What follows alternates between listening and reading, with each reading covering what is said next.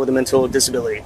But at the same time, if he's driving a car and I pull him over for a traffic violation, going 10 miles an hour in a 55 mile an hour zone is a traffic violation. He can't do that.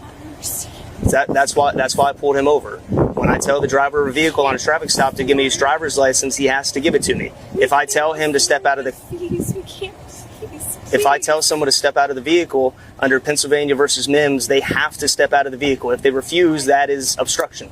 I understand all of that, and I understand from your perspective, you have to protect yourself to get home to your own family and all of that. Trust me, I wish he didn't have a brain injury. I wish he didn't have those moments where he doesn't. And I'm very sorry that your family has to deal with that, Catherine. But please, because this is something that's like, you're basically putting me in jail too.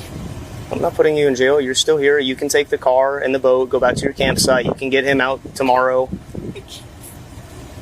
We'll have first. You can.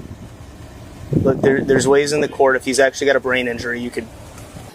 I wouldn't have even given him a ticket. I was just gonna tell him that he was driving slow and he can't drive that slow on US 1. Right.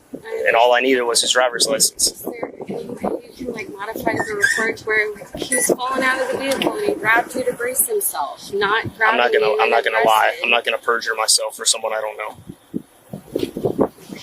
I'm gonna watch my body camera and hand car camera, and I'm gonna go word for word and action for action when I write the report. I will document in there how you're telling me that is a brain injury. What was that caused by?